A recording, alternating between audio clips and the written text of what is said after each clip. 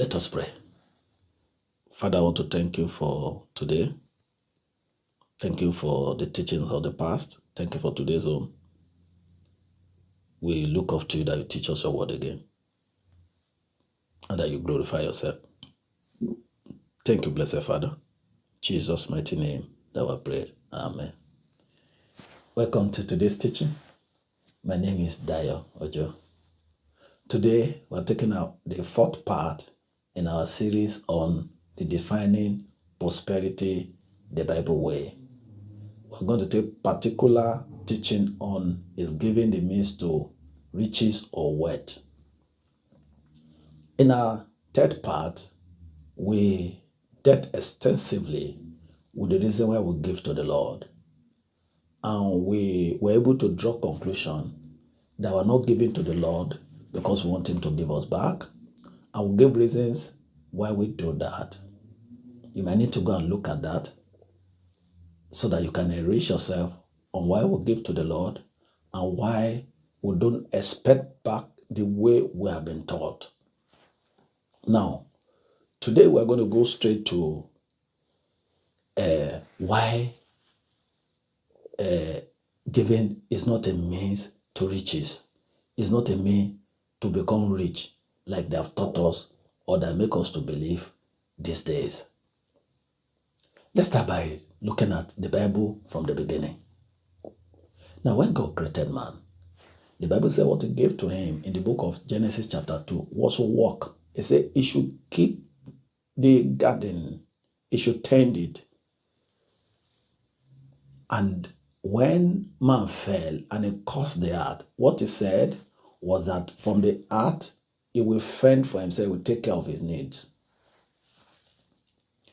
Don't also forget, when He created man, He blessed him at the beginning. He said in Genesis chapter 1, verse 28, He said, be fruitful, multiply. Now, when God was telling man to be fruitful, He was telling him, be productive. He was telling him, make profit in everything you are doing. Be fruitful means solve all your problems. Don't also forget that this prayer was given to Adam. And don't forget that Adam is our progenitor, the man we all started from. That's to say, every one of us was within Adam as at that time. So, when God was telling Adam to be fruitful, He was telling humanity to be fruitful. He wasn't telling a set of people. He wasn't telling Christians. He was telling everybody, whether Christian or not. So, when He told Adam to walk and told him to be fruitful, He was saying, be fruitful in your work, be productive, bring money out of your work.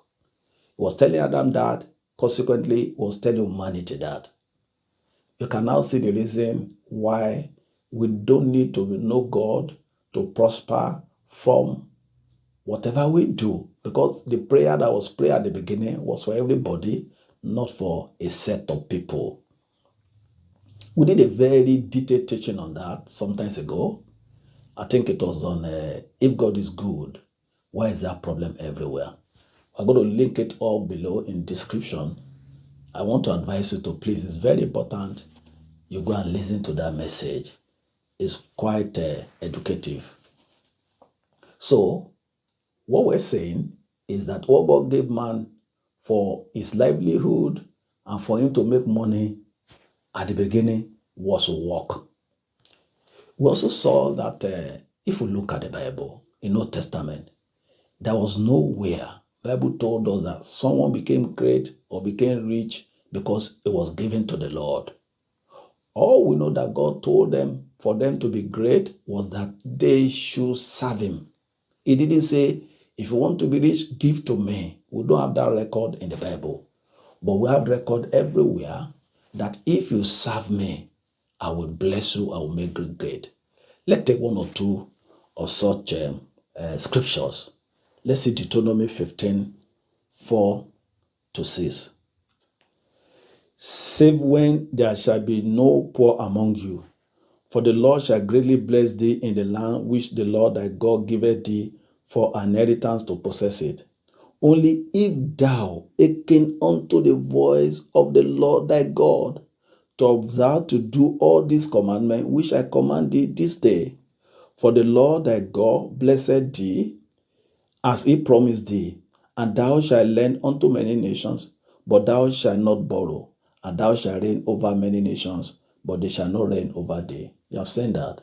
It was based on hearkening to the commandments of God. It was about serving God that God gave to them to make them great. Let's also see even the popular one we always talk about, Deuteronomy 28. Let's see verse 1 of that place. And it shall come to pass, if thou shalt hearken diligently unto the voice of the Lord thy God, to observe and to do all these commandments which I command thee this day, that the Lord thy God will set thee on high above all nations of the earth. 2. And all these blessings shall come unto thee and overtake thee, if thou shalt hearken unto the voice of the Lord thy God. So we see that in Old Testament, what God gave to them to be rich, to be great, was for them to serve him, to hearken unto his voice, to obey his commandment. We don't have anywhere, Bible told us that if we want to be rich, if we want to be great, we should be given to him. No record of that in the Bible. Now, let's take examples of those in the Bible that became great, and we see that all of them, none became great because it was given. So if anybody come up today and tell us giving is a means to riches, that might not be correct. For instance, we see Abraham. You can't give us any scripture that says Abraham became great because he was given. Neither will you get anywhere about Isaac or Jacob or Joseph too. All of them became great because they served the Lord. What about Moses? What about David? What about Job? What about Daniel? Every one of them served the Lord diligently, and God prospered them. Don't forget that serving God includes giving to the Lord too. We're going to get to that, because you can't claim you're serving God and you're not giving. Then you're not a child of God. If you're a child of God, you should be like your father, you give. But what we're saying is that giving is just a part of what is expected of us. And what is expected of us is more than giving. That thing that is expected of us is serving the Lord, and that's what makes us rich. That's what makes us great. We also said earlier that you might not even know God and you're going to be rich. Why? Because in Genesis chapter 1, God said we should be fruitful, we should be rich. If we observe what we need to observe, that's the principle of work. Once you observe the principle of work, you're going to be rich. It says in Proverbs chapter 22, verse 29, it says, "Seest thou a man who is diligent in his work," not in his giving, in his work. He said, "He shall stand before kings, not with mean men." Like we said, we did a teaching on that. We can go and look at it. Now, before I conclude on Old Testament issues, let me take a sample of Solomon. Because I know so many people trump up the story of Solomon to say he gave, that's why he became rich. That's not true. That's not true. That it was giving that made him rich. No. Let's go to the story and see for ourselves. 1 Kings chapter 3, verse 3 to 5. Then we jump to 8. And Solomon loved the Lord. Note that. Solomon did what? He loved the Lord. Note that, very important. Walking in the statue of David, his father, only he satisfied and burnt incense in the high place. And the king went to Gibeon to sacrifice there, for that was a great high place. 1,000 burnt offering did Solomon offer upon the altar. Have you noticed that? He loved the Lord. He now went to give, like we taught in our part 3. Our love for the Lord is why we give. So Solomon was not giving because he was expecting God to give him. He was giving because he loved the Lord. And how did he give? Like we are taught, he gave profusely. He gave beyond what ordinary people were giving. So God responded in verse 5. In Gibeon, the Lord appeared to Solomon in a dream by night, and God said, "Ask what I shall give thee." God was impressed of what? His love for him that motivated him to give. It was not the giving that actually motivated God. It was the love that caused him to give profusely. Two things, love and giving much. So you may give much. If you don't have God, if you don't love God, God might not give anything in return because He knows you are being transactional. At the same time, if you love God, there's no way you will not be giving and giving profusely. Let's go again to verse 8 and see why he even became the richest person. Because giving to the Lord again, and I gave that thing to the Lord, was not why he became the richest person. Of course, that was the reason why God blessed him, but not why he became the richest person. Let's see verse 8. And thy servant is in the midst of thy people. Now, he was responding to the question God asked him, that ask for what you want. Let's see his response to what God told him. He said, and thy servant is in the midst of thy people, which thou art chosen, a great people, that cannot be numbered nor counted for multitude. Give therefore thy servant, this is what he requested, give therefore thy servant an understanding how to judge the people, that I may discern between good and bad. For who is able to judge this so great a people? And the speech pleased the Lord that Solomon had asked this thing. Note that. What he requested for pleased the Lord. That's to say, if he didn't ask for these things, God might not be pleased. But because God has asked him to make a request, God will may grant his request, but he may not grant beyond his request. God granted beyond his request because what he requested for pleased the Lord. Why did he please the Lord? Verse 11. And God said unto him, because thou hast asked this thing, and hast not asked for thyself long life. You see? And these are things we ask for. God said, don't let your problem be about you. I can take care of that. He said, so don't ask for long life. He said, neither has they asked for riches for thyself. You can see now. And they are teaching us that we should be giving to God so that we can be rich. And God saying, don't come to me and say why you are giving to me is because you want to be rich. It's so clear. Don't come to me because you say you want to be rich. God is not doing business with us. Like we said in the last one we did, that God is too big to do business with man. He's too big to do business with man. He said the beast in the forest belongs to him and the cattle on 1,000 hills. He said if I need anything, he won't make request to us. If God needs money, he will not make request to us. So how can you be doing business with God and say you will give so that I can give you? No. Let's continue our reading. He said, "Nor ask for the life of thy enemies, but has asked for thyself understanding to discern judgment." So these things he requested for was why God gave to him beyond what initially God would have given to him. God was moved by what he requested for.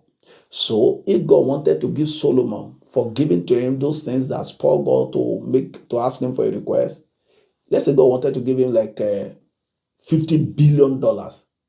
God decided to change his mind because of the mindset of Solomon and made it trillions of dollars.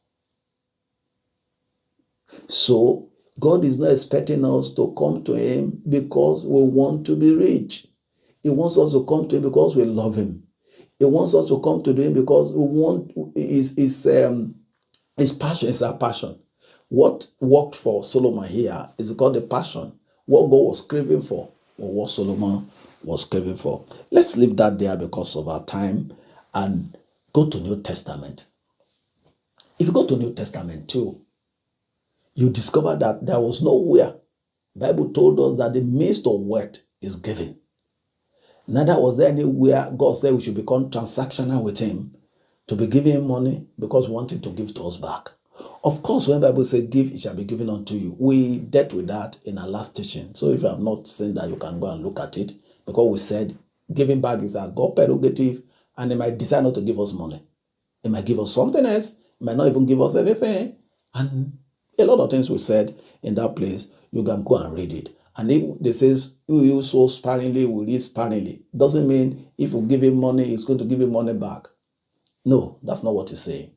Or reaping sparingly does not mean money. It could be in form of health. It could be in form of anything. Now, if we look at book of Ephesians chapter 4, verse 28, let's read it. It says, let him that stole steal no more, but rather let him labor, working with his hands, the thing which is good, and he may have to give to him that needed. Can you say that? That somebody is stealing? Now don't steal again because you are born again. what you should do is go and walk. Go and walk. It didn't say, if you are stealing, you have given your life to Christ, don't steal again. Go and be looking for miracle.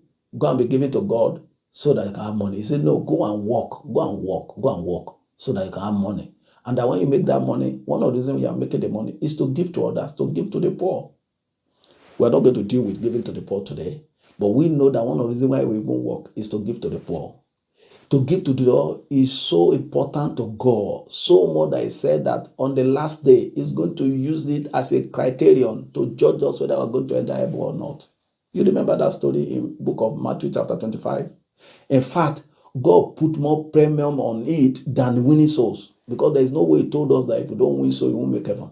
But He said, if we don't give to the poor, He said, when I was hungry, did you feed me? When I was naked, did you clothe me? When I was in prison, did you visit me? He said, then we separate one, some side to the left, some side to the right. This is the understanding that Solomon had that made God to bless him abundantly. You will notice that throughout Jesus' ministry, there was nobody they told us that this person was poor, Jesus met him and made him rich. No example like that. Even though we have several examples of miracles that He did, the healings that He did, the lame that walked, the blind that saw, the deaf that heard. But there was no time they mentioned that, and Jesus met him, and he was once poor, he has become rich. Why? It was not important. It was not the reason why Jesus came. Unlike we are teaching today, Jesus didn't come because of money. He came to get people who love the Father and are going to heaven. That's why He said in book of Luke chapter 12, chapter 12 verse 15, that the life of a man does not consist in the abundance of what he possesses. Life is not about money. So that's why God is not interested in you giving him money so that He can give to you back. Life is beyond money. So when we talk so much about prosperity today, of course, prosperity is not wrong. Some people made mistake among the earlier church when they think that because God was not talking so much about riches, or Jesus didn't talk so much about riches, then God doesn't want us to be rich. No, that's not true. Or we shouldn't dress well, we shouldn't live good, we shouldn't enjoy good things on life. No, that's not true too. That would be to the extreme. But what we're saying is that is not the reason why God came. That has been settled by work. You want to make those things, go and work. You want to be rich, go and work. Don't come and discuss riches with why Jesus came. The reason for riches, the means to riches has been given already, which is work. We saw that again in that Ephesians 4:28. Don't also forget in the book of 1 Thessalonians chapter 3, or is this 2 Thessalonians? I think it's 4 Thessalonians chapter 3, verse 10. That he who will not work will not eat. What does that mean? We know to eat means to have money to buy food and eat. So what Paul is saying, he will not work, will not eat, means he will not work, will not have money. He will not have work, will not be rich. Because when you have money and you have much more of it, you become rich. So when Paul says he will not work, will not eat, means he will not work, will not be rich. He will not be rich. We have several examples in the Bible. And before I proceed, let me make this example analogy. Now let's say there's a young man who is diligent in his studies, is hardworking. He went to school, he finished the elementary school, he went to high school, he went to college, he read medicine, he became a doctor. Let's say this same young man now went further to become a consultant in medicine. And he has not been taught out of giving to people, and he doesn't give. Are you telling me he will not be rich because he doesn't give? A consultant, maybe in the Western world, collecting hundreds of thousands of dollars or even millions of dollars per annum, he will not be rich because he's not giving? No, you'll be joking if you say that. That will not be true. Now, at the same time, let's assume there's somebody who is giving. He refused to go to school, he refused to work, and he just gave it. Will he be poor or not? He will be poor. He will be poor. That's to tell you what brings riches is work. It is not giving. Giving has its own place, that what it does for us, but it's not to make us rich. Let's still make reference to the Luke 6:38 that we studied in our last teaching. We said in our last teaching that Luke 38 is saying that give to God, and when you are in need, He will come to your rescue. We said that's one of the things that Luke 6:38 is saying. Give, it shall be given unto you. Give to someone when the person is in need. God, you are giving because you are seeing a need in that person. It will be given back to you too when you are in need. We said that's one of the meanings of Luke 6:38. Or give to the person in need of money, and it will be given to you when you're in need of help. That help might be money, it might be a connection, it might be any other thing. So you now realize that Luke 6:38, which says give shall be given unto you, is a support system, an insurance system, so that you will not be stranded when you are in need. So that when you enter into trouble, you can have God as your rescuer. Let's say that, let's back up that with Psalm 1, verse 1 to 3. So we understand what we meant when we said it's a support system. Psalm 1 from verse 1 to 3. It says, blessed is the man that walketh not in the counsel of the ungodly, nor standeth in the way of the sinners, nor sitteth in the seat of the scornful. But his delight is in the law of the Lord, and in his law doth he meditate day and night. Have you seen this man now? This is a man who is serving God in truth and in spirit. He will not be sin where there is sin. He will always meditate on the things of the Lord. He will always obey the law of God.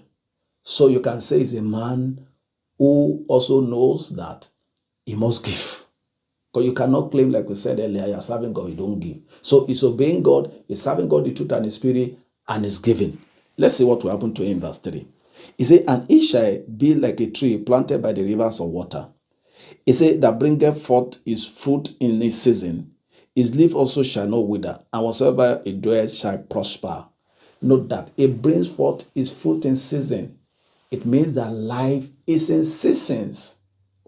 There are times you have enough, there are times you don't have enough. There will be moments of calamity. There will be moments of downturn in economy. So I call that period the period of drought. In every man's life, there's always a downtime. There's always a moment of drought. There's always a moment where you're doing business and you run out of cash. There's always a moment you're doing business and maybe something tragic happened to you and you need to start all over again. Of course, that might not be everybody. There will always be a moment where there's economic downturn like we have during the coronavirus. There will be a moment when you need help and you don't know anybody there, you need to be connected. These are moments of drought that will always happen to every human being at one point in his life or the other. There will always be moments of unexpected things happening to us. Or like you're in Africa, where you make money and some people will be envious of you and want to be with you. They want to use metaphysical power to run you down in your business or whatever. There will always be such encounter in environments like we have in Africa. There will always be competition. You're a businessman. There will always be people competing with you for the same thing. It might even be in your office. Maybe you're not a businessman. You're in a place of war. You need promotion. There will be other people who will be due for the same promotion. There will always be a moment of drought. I remember here in America where I'm working with one man who give us shift. We call it shift. Every 12 hours is a shift. I work for an average of 60 hours in a week. Sometimes I not have enough shifts that it begins to ration the shifts. One thing God has always done for me is to ensure that I get 60 shifts every time. I might not get more, but we ensure I get 60. Why? It's a moment of competition where others too are seeking to have enough shifts. God will always ensure that I get my own. That is what that place meant when he said, his leaf will never wither. in the moment of drought, God will come through for him. When there's economic downturn, like we have in Egypt, and Joseph and the people of Joseph and Jacob and the children didn't feel it, God will come to our rescue. It can be in form of giving us an idea. It can be in form of sending help to us one way or the other. Moment of drought, somebody wants to attack you, God step in for you. A Christian, a human being will always have moment of drought. And that moment, God comes through for us. That's one of the things that God does for us when he says we should give. He said his leaf will not wither. You remember the story of the widow of Zarephath? Everybody was having issue in Israel, but God sent Elijah to him. Elijah didn't lack food throughout. The widow of Zarephath didn't lack food throughout. Why? They were good Christians who possibly have learned out of giving. Can you imagine that woman? Somebody just came from the blues. You don't know him, you have not seen him before, you don't know who he is, and the person told you to give the last food that you have, that you might likely die. Will you give that kind of food out? It's because the woman has been a giver. She has been taught the art of giving. And so it wasn't a big deal for her to just give out. It wasn't a big deal. And God came through for her. So in the moment of drought, God will always come through for us. We always have drought. Let's see Ecclesiastes 9:11. Ecclesiastes 9:11, then Ecclesiastes 11:2. That there will always be downtime. It says, I returned and saw under the sun that the race is not to the swift, the battle to the strong, nor yet bread to the wise, nor yet riches to men of understanding, nor yet favor to men of skill, but time and chance happen to them all. Time and chance will always happen to us. Unwanted situations will always come. So in that moment, the race will not be to the swift. The battle will not be to the strong. When time and chance is happening to us, it always happens to us. It's a thing that's common to all men, whether we are serving God or not. In fact, God likes that most times to build us up, to make us have faith in him. Let's see 11:2 also. The same Ecclesiastes, let's see 11:2. It said, give a portion to 7 and also to 8, for thou knowest not what evil shall come upon the earth. You don't know the evil that will come upon the earth. You don't know the coronavirus that will come upon the earth. You don't know the tragedy that will befall anybody around you or even you yourself. You don't know anything that might happen to you. So give for moments like that. Your giving will be speaking for you at that moment when you have drought. I call all of them together. I call the moment of drought. So what are we saying is that in the verse 3 of where we read, let's go back there so that we'll bring our point out in verse 3 of Psalm 1. So we note something that I said, and it shall be like a tree planted by the rivers of water, and bringeth forth his fruit in season. His leaf will never wither, and whatsoever it doeth shall prosper. So see where the prosperity is. What it doeth is what the prosperity is. It's not giving, it's not where it's given. He has been given. God is coming through for him when he has problem, and therefore God is putting his prosperity on his business. Every Christian is supposed to have business. He said, whatever you are minded to do, do it with all your mind. He said, in every labor there is profit. It's only in every labor that you have profit, nowhere else. You want to be rich? Go and labor. So when you are serving God, the truth and the spirit, he has a place to put that prosperity on. Now, it's not only a support system that our giving does for us before God. Sometimes, in the infinite mercy of God, he can decide to bless us far more than our giving. Like we have seen in the story of Solomon. So when we serve God in truth and in spirit, and part of which is given to God, we can become rich. We can become worthy. We can become great. Now, one of the things I think that has brought this heresy about giving so that we can get money back. It's the pastors, the means to their livelihood. Don't forget, ministry is a work.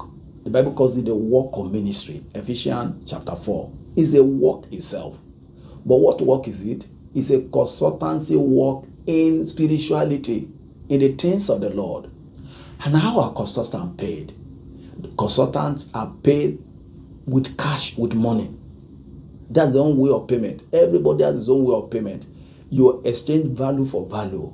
For instance, you're an engineer. The value you exchange is the engineering work you're doing. And what is given back to you is money. For pastors, they pay you at the end of the month. For pastors, the value they're exchanging is their knowledge of spiritual things. When people are blessed, the means by which they show their blessing is to give back to them. So the means to bless pastor is God will raise people to give back to them money. Now, because the means to wealth of pastors is give, when they give, when they work for God, people will be dashing their money. Some of them make mistake and think that it means that's how they dash every woman pay money. No, their own way of making money is to dash them money. While the way of making money by every other person is in his job, in his work he's doing. The work they are doing as pastors is the work of God, consultancy job. And the means of payment is that people give it back to them. Your own means of payment is by the salary they pay you in your place of work. Your own means of payment might be that your business will prosper. There must be a means of payment. So the pastor cannot come because their own means of payment is because people dash them money. They think that's how they dash everybody money. No. Personally, God has helped me to give. And I'm a very staunch giver. Nevertheless,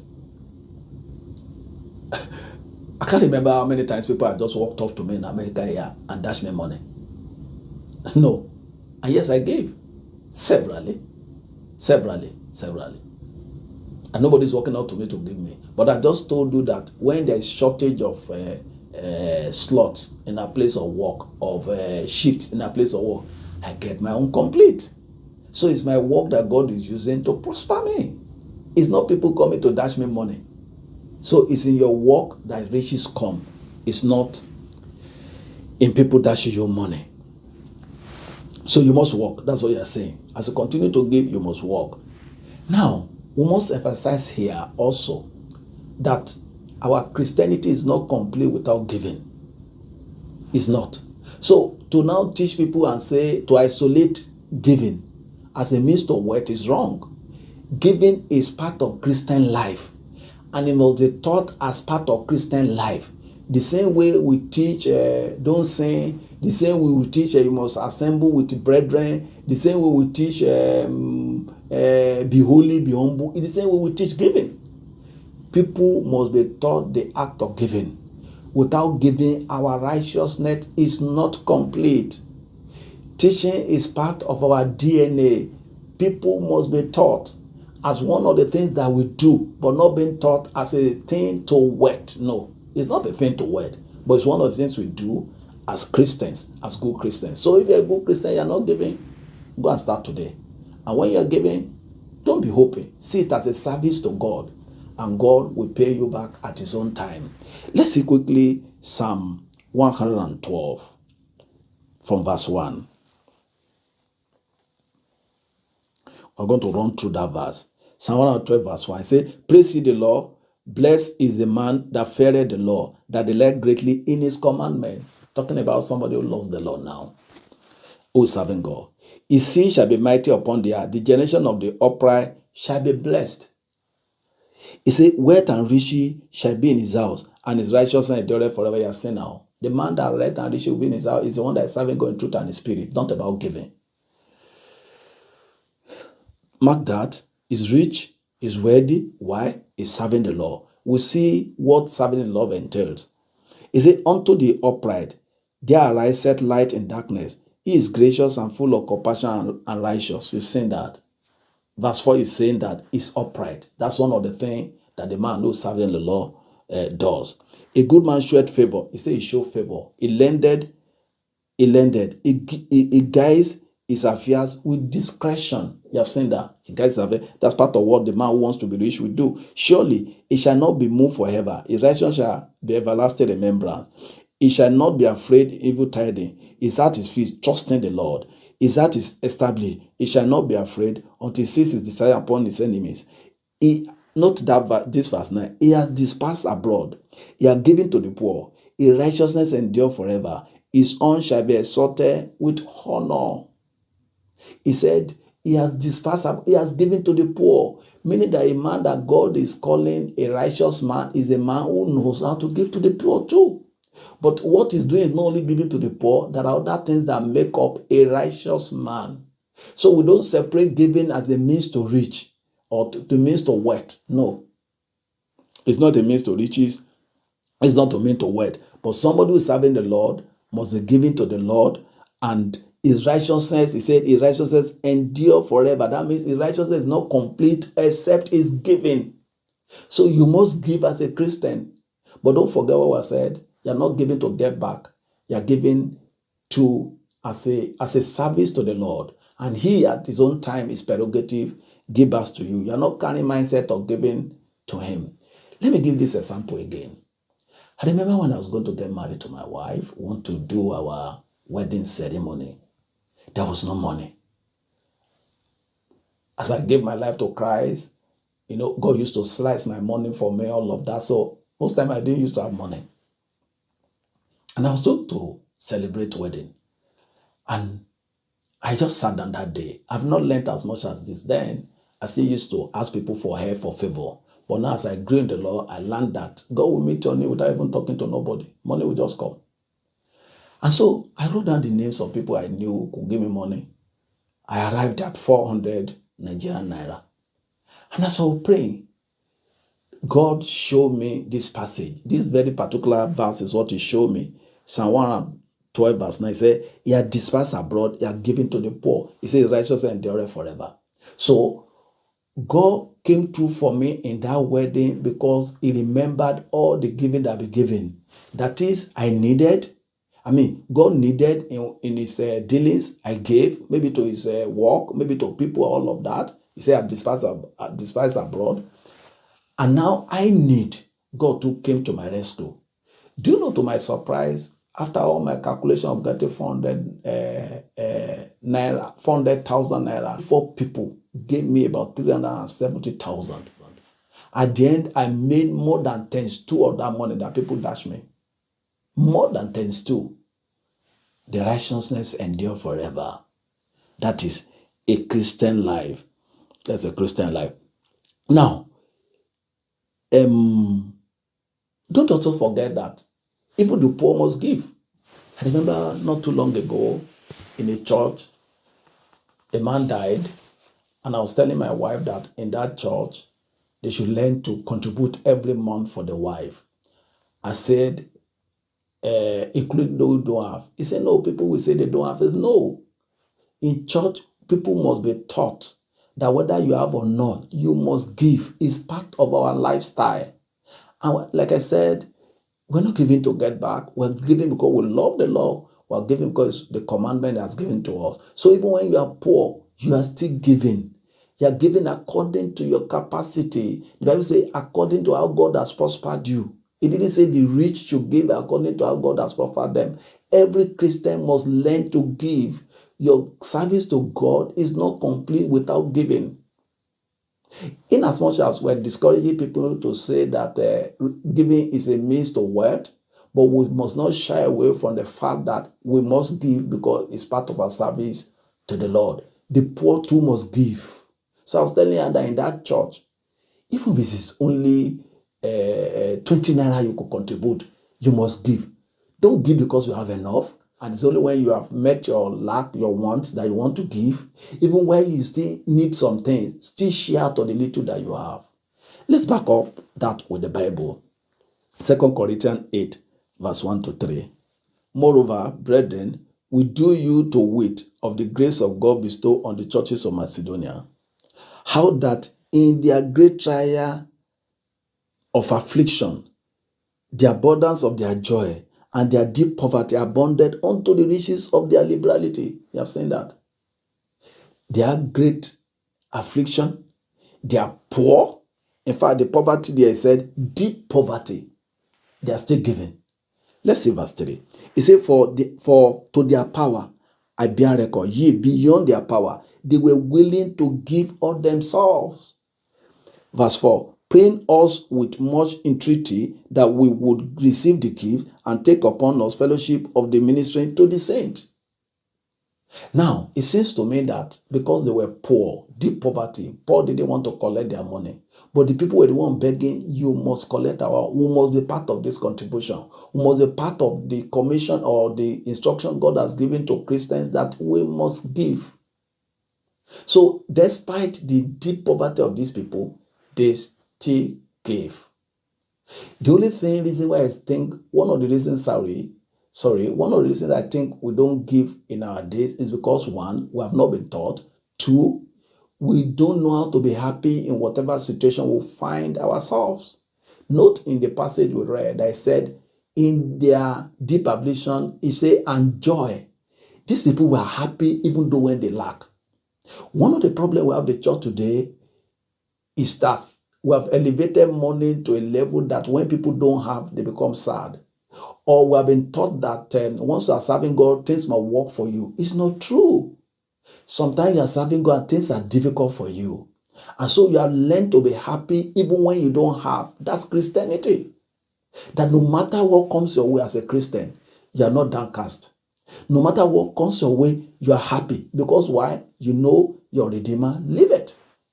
We know our Redeemer liveth. So we are not moved by what we go through.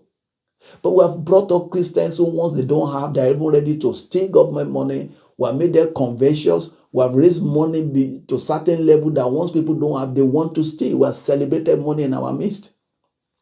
A Christian is such that when he doesn't have, he's happy. So imagine if you have been taught to be happy when you don't have. Will you go ahead to go and steal? It's because you are sad when you don't have that is making you to steal. That's why there's corruption everywhere in Africa. We have extorted money beyond the level we should extort it. And Jesus said, our life is not in abundance on what we have.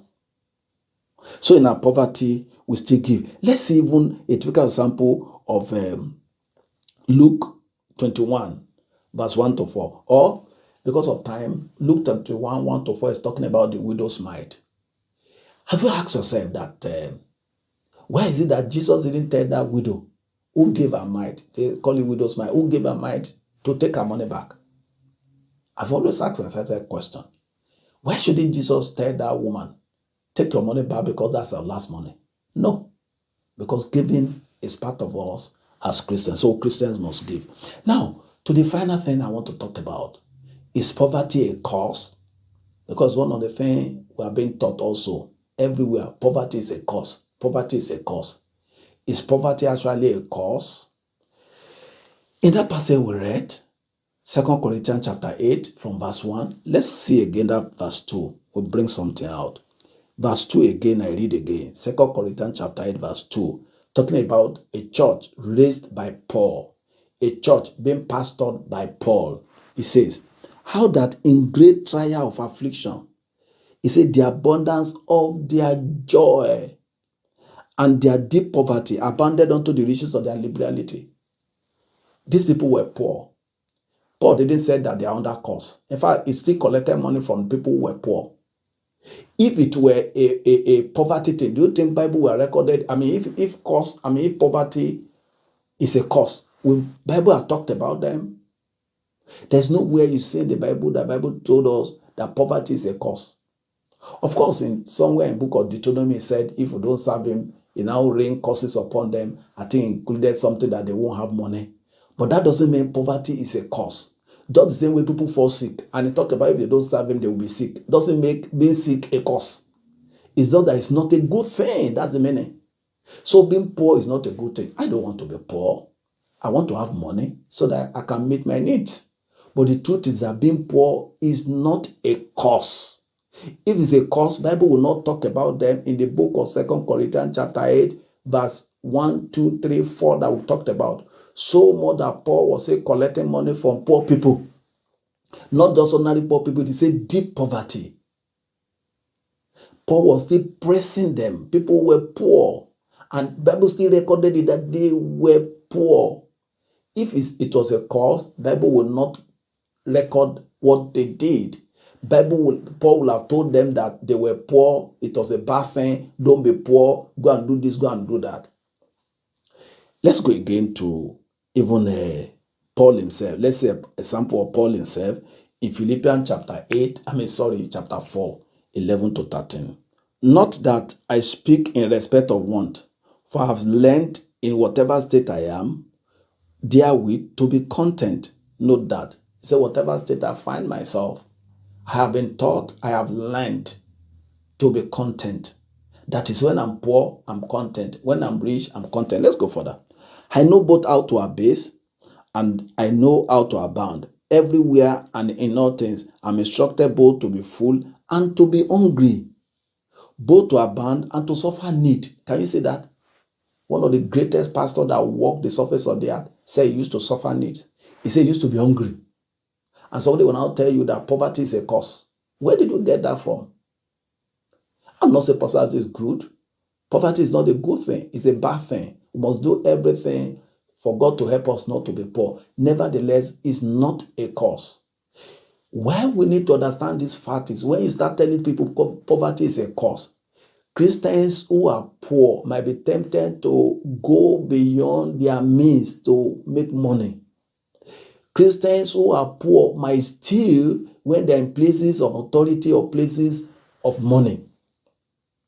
We must desist from teaching what will make people to do what they are not supposed to do.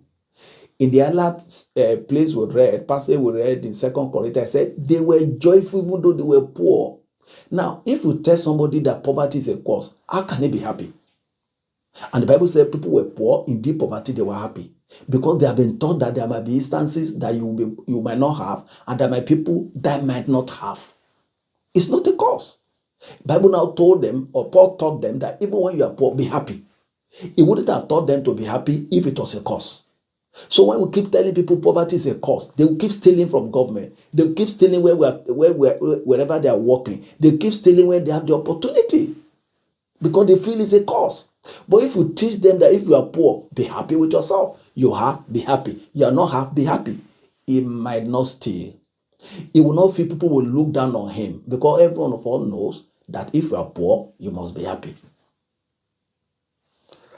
Poverty is not good, but it's not a cause. If you go to Revelation chapter 2, you see there when God or Jesus Christ was talking to someone, talking to a church, I think the church of Ephesians, that they were poor. He said, but they were not poor. Let's see that. Revelation 2, 8 and 9. So we see the definition of poverty. That God's definition of poverty is different from our definition. He said, and unto the ages of the church of Smyrna, he said, right, this thing said the first and the last, which was dead and is alive. I know thy works and tribulation and poverty. Can you see? He said, I know your poverty. I know you are poor. So Jesus is aware you are poor. Don't go and take what is not your own because you are poor. Don't go and defraud anybody because you are poor. Don't go and lose hope in life because you are poor. Don't go and commit suicide because you are poor. Don't think you are not a human being and go around with low self-esteem because you are poor. Let's continue. He said, and poverty, but thou art rich. That means the life of a man is not about money alone. He said, thou art rich, meaning they have something, some other things that is not money, that is making God to tell them, or Jesus Christ to tell them they are rich. Things like being happy in every situation. Things like not compromising our position because of money. Things like not betraying people because of money. Things like not doing anything for money. They had that even though they didn't have money. And Jesus Christ was commending them. He said, and I know the blasphemy of them which say they are Jews. What could be this blasphemy? This blasphemy could have been, they say they are serving God. Where is their God? And they are poor. They couldn't even afford to buy a car. They can't afford to buy a shoe. They can't afford to do this. They don't even have a house of their own. That was the blasphemy. That your God is not God. That if truly you are serving God in truth and in spirit, why are you poor? That possibly was in the blasphemy of these people. He said, and I know the blasphemy of them that call themselves Jews and are not, but synagogue of Satan. So Jesus is redefining poverty for us here. That is not a bad thing. You might be rich in other things and yet you don't have money. It's not a cause. We should stop calling it a cause. As long as we continue to call it a cause, people in Africa will continue to steal money. They continue to be corrupt wherever they find themselves. They will compromise.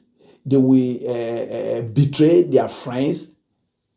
They betray their family. They will sell their mother, sell their father, because you have told them it's a cause. Instead, teach them to be happy and content in whatever situation that they have found or that they have found themselves.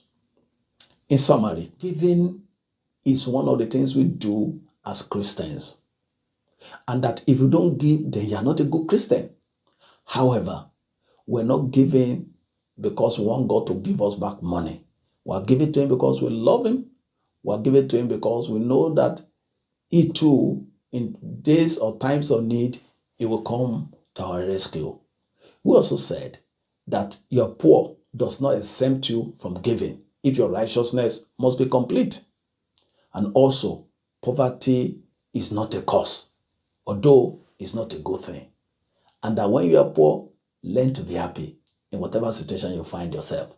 Paul, who thought of all these things, who God used to write all these things, said he knew how to abase, he knew how to abound, he knew how to suffer hunger.